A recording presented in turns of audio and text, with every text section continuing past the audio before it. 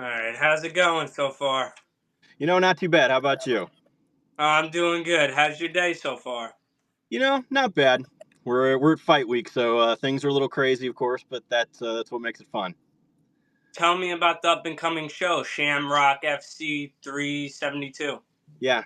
So I'm really excited for this one. It's our first fight of 2026. We really are kind of going into the world now of bringing in some of the younger talent in the Midwest for this one, as well as some really seasoned veterans at the top of the card. But really, this is kind of one of those fights that Shamrock has really all been about building the career. And so with that, we've got a lot of guys. We've got a couple making their professional debuts. We've got some amateurs that are doing their first time stepping into the cage, and we try to make that experience for those guys so something so good that they're like, all right, I want to continue in the fight business. So tell me about some of the fighters who are going to be competing on the card. Sure. So the biggest one, of course, I'm looking forward to is the main event, and that is Dustin Lampros taking on Calvin Harbaugh.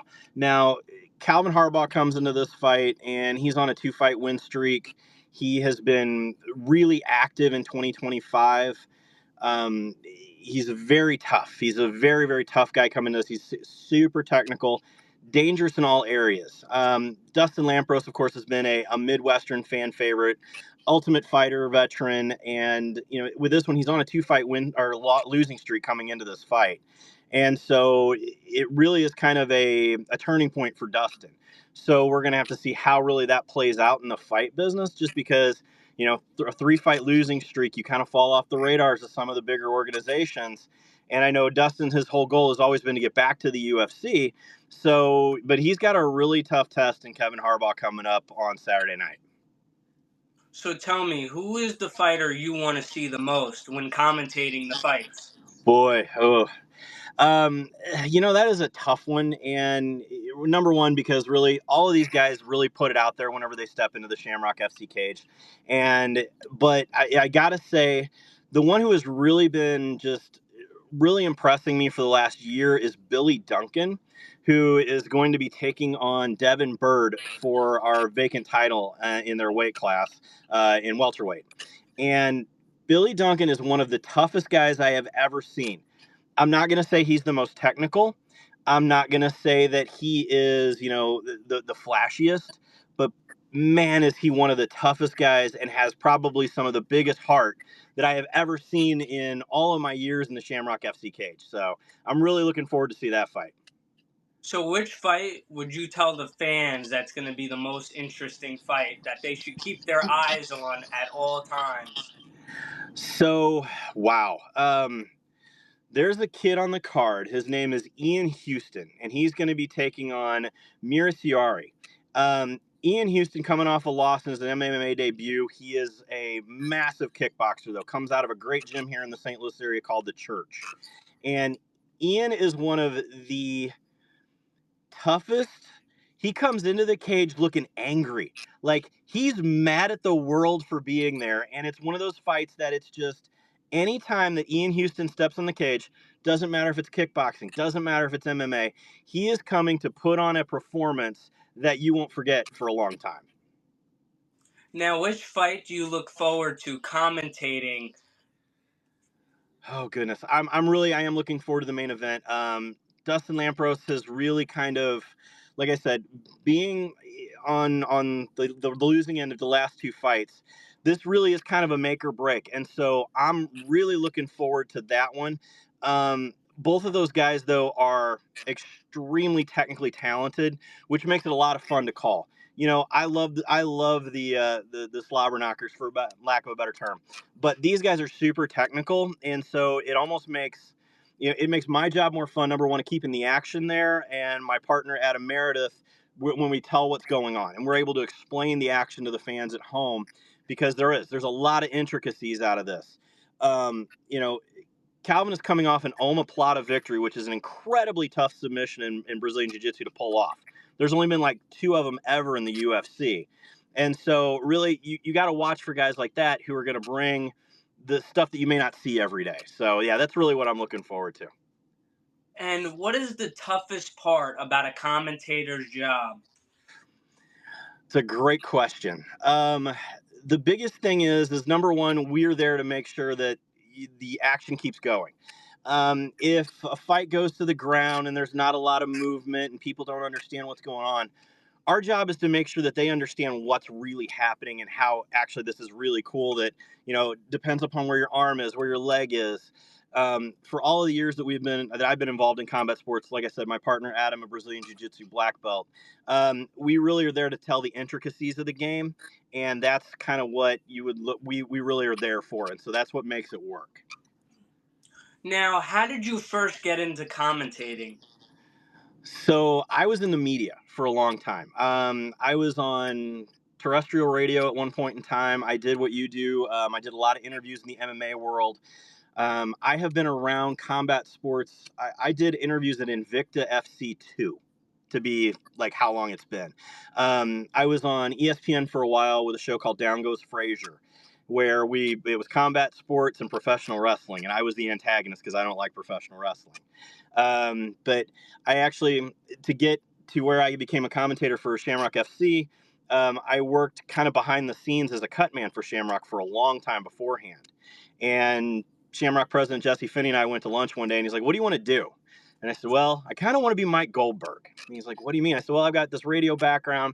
I know fights. I know it well. A lot of people know baseball. They know stats. They know things like that. I couldn't tell you any of it, but I know MMA like there's no tomorrow." And so he took me to lunch. He's like, "What do you want to do?" Because there was a guy before me for about 3 of the pay-per-views.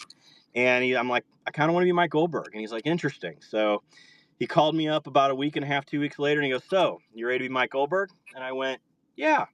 And I have not missed a Shamrock FC card in the last 15 years. I have commentated every one as the play-by-play analyst for every fight that has ever happened since I took over. So tell me about your time as a cut man. Uh-huh. So I have done everything from, so I started off as a coach at a gym called the Hit Squad, which was where Matt Hughes came from the UFC. And kind of nobody there knew how to take care of the fighters whenever they were going. They knew how to call in the corners, but they didn't know how to get them ready, wrap the hand, stop the blood, that kind of thing. So I had a buddy who was a very famous cut man named Stitch Duran, and he kind of gave me the ins and outs of it. And so he helped me out along the way quite a bit. I know Mike Driesbach really well, who's a UFC cut man. He's a good friend of mine. Craig Nasello, who's a Shamrock cut man now, but was around the game a long time, and I still work in that field. I have done promotions. I've done BKFC. I've done Bellator MMA. I've done Invicta FC. I did what became PFL once, which was World Series of Fighting. I've done a bunch of things. So yeah, I've been around the game a long time.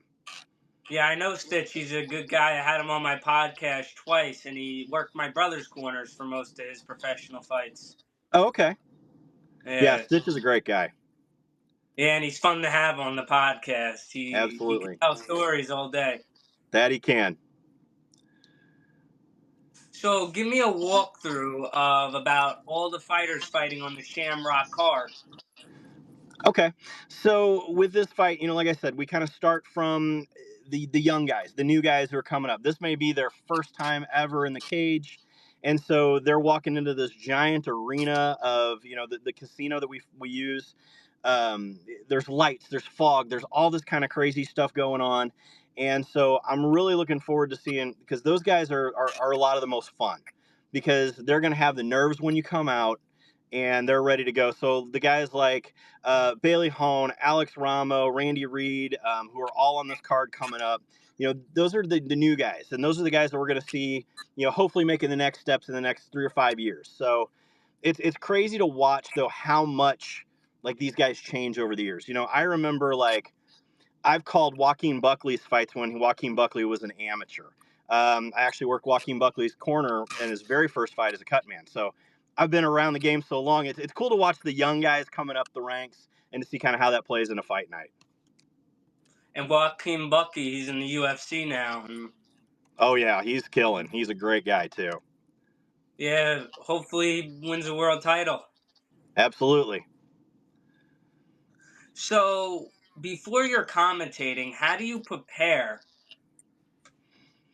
So I like to sit down. We get some information. I watch everyone if they've ever fought before. I will go back and I'll watch their fights to kind of see how they fight, to see what kind of information that I can gather from them. Of are they a stand-up guy? Are they a ground guy? I want to make sure I know all of that information going into it.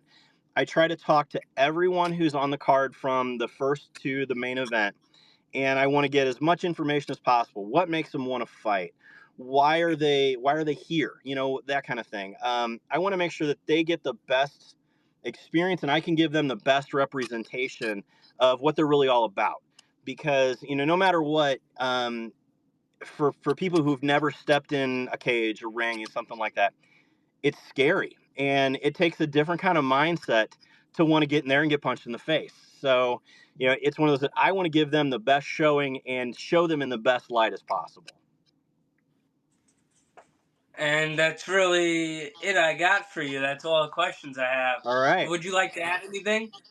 I'm really stoked to have this. I'm really glad to with our new partner Millions. So check them out, and make sure that if you can't join us live in person, check it out on millions.co/shamrock to get your pay-per-view, and check it out. We're ready to go. So I'm really looking forward to it. Yeah, I'm ready to watch the show if I can, if I have time, because I'm actually going to be at an event January 17th, so I probably, unfortunately, won't get to watch Shamrock 372. Well, you have to catch it on the replay. Yeah. All right, it was nice to have you on. All right, thank you very much. I'll see you. Bye.